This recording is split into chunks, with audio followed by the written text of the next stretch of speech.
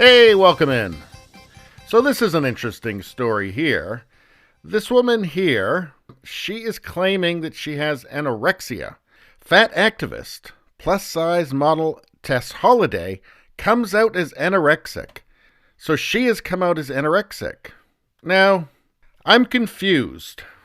So what does anorexic actually mean? Do I have that wrong? Let's see. Lack or loss of appetite for food as a medical condition. So lack or loss of appetite. Lack or loss of appetite. Okay. I'm really not seeing it here. What else does it mean? Maybe there's another meaning here. An emotional disorder characterized by an obsessive desire to lose weight by refusing to eat. Again, I'm not really seeing it. So this is very confusing to me as to what's going on here exactly. Maybe there's something I'm missing. A plus-size model and fat activist, Tess Holliday, revealed last week that she has anorexia and is in recovery. And fat activist, that's what they want to be called. So I guess they reclaim the word fat. So it used to be a bad thing to call people fat, but now it's a good thing. Especially, I guess, if that person is anorexic. Because I guess that's the world that we live in now, where nothing makes any sense. I'm anorexic and in recovery. Holliday wrote to Twitter on May 1st. I'm not ashamed to say it out loud anymore. I'm not ashamed to say it out loud anymore. That she's anorexic. Again, I'm not really seeing it. Now, anorexia is actually really serious. Like, I'm not going to show you any pictures on here because they're frankly just disturbing. I mean, it doesn't look like her. She doesn't look like what anorexia is. I'm just not seeing the refusal to eat part of the whole anorexia thing here. And I guess the reason that it's a story is because she's a well-known plus-size model, right? And fat activist. Their term, not mine. But anyway, she's not ashamed to say it out loud anymore. How long has she been anorexic for, do you think? I'm going to say never, because that's not anorexia. But anyway, I'm the result of a culture that celebrates thinness and equates that to worth, but I get to write my own narrative now.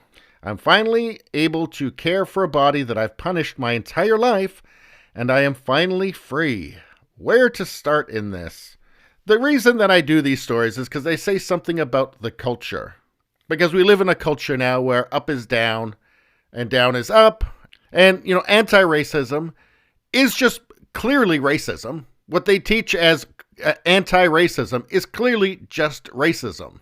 I mean, you can be certain at this point that if somebody tells you that they're anti-racist, they are an actual racist. I mean, the actual definition of the word. Bias based on immutable characteristics. And apparently now, anorexia is also being enormous and eating all the time. Apparently that's what anorexia is now. It's one of those things that by itself, this story, you just go, what? What? That's ridiculous. But it's part of a larger movement of just insane stuff going on around us all the time. But anyway, she says she's the result of a culture. So everything now, this is another part of what people believe now, is that she is just a result of a culture that celebrates thinness and equates that to worth. So it's not her fault, right? But also, too, she's a famous plus-size model. I mean, she's famous for being a plus-size model, right? I mean, this looks like her on like a runway at some fashion show or something. So apparently she's celebrated for being very large. So the whole being large thing isn't really a problem for her, aside for health, right? Health reasons and, dying early, that sort of diabetes, that sort of thing. Heart attack, say. But she's done okay out of this whole plus size thing, equating some worth to her largeness, right? So I don't know why she's complaining about that.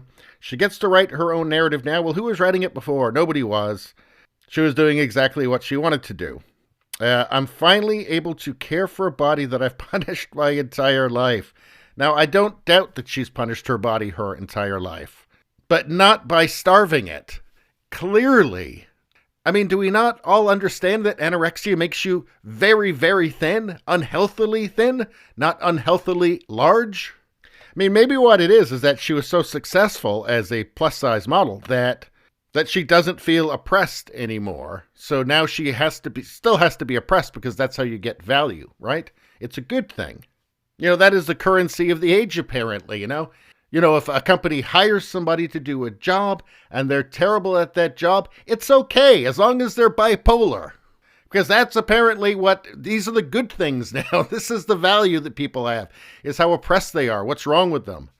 And so I guess that's how we get to absurdities like this.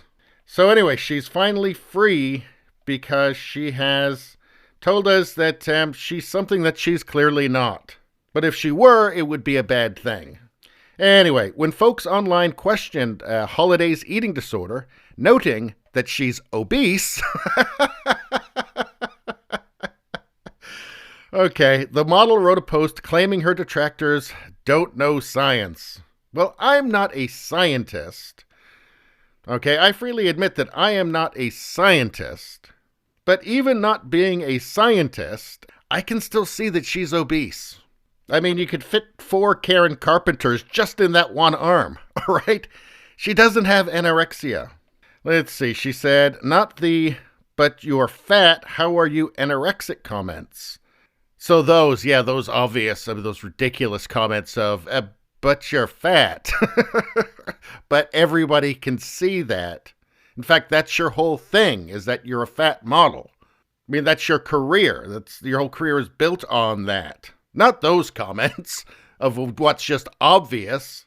Let's see, y'all don't know how science and body works, huh? Again, I'm not a scientist, right? But I don't think that I have to be to notice that you're obese. And that isn't anorexic. It's the opposite of that. Anyway, my technical diagnosis of anorexia nervosa, and yes, I'm still not ashamed. I'm too damn happy for y'all to even come close to dimming my shine. And I'm not going to make a joke here about blocking the sun. I'm not. But that is a very, very silly comment. And as for this, I'm too damn happy for y'all. Maybe everybody's happy with a full stomach, right? Let's see. To everybody saying that I can't possibly love myself and have an eating disorder, that's an excellent point there, right? I think anorexics aren't really happy people. But anyway, that is the actual definition of loving myself. Being able to prioritize myself and to be in recovery. So what is recovery exactly? Recovery should just be eating more. If you've got anorexia, it should just be eating more, right? Like actually being able to eat, like tolerate food and eat so that you're not, critically undernourished. Like her, critically undernourished. Yeah, okay. Let's see, what else did she say? She said, to everyone that keeps saying you're looking healthy lately or you are losing weight, keep it up. Stop, don't comment on my weight or perceived health. Keep it to yourself. Thanks. Who said that? Who said you're looking healthy lately? Did anybody say that? You are losing weight. Keep it up. Who said this exactly? So she says, yes, I've lost weight. I'm healing from an eating disorder and feeding my body regularly for the first time in my entire life. Okay. Well, a picture speaks 1,000 dinners, doesn't it? What else can you really say? I mean, again, this is just another symptom. I guess it's one story and one apparently crazy person, right? Who I feel sorry for because this is disordered thinking beyond belief. But my point is, this is the kind of thing that is being bred in our culture. This is what the overdose of empathy and caring is bringing to our society, where just nobody can do any wrong. This is participation medals. This is literally killing people with kindness, only it's not really kind. Somebody who really cares about you will tell you the truth, even if it feels uncomfortable to them. Everybody's looking for the empty calories of victim points or oppression points. And I don't think it's helping people. Anyway, that's all I got to say about that. Please subscribe, like, and share. That really helps me out. If you just like to listen, there's the podcast Radio Baloney. It's on pretty much every platform. If you look for it, you will find it. Thank you very much. I'll see you next time.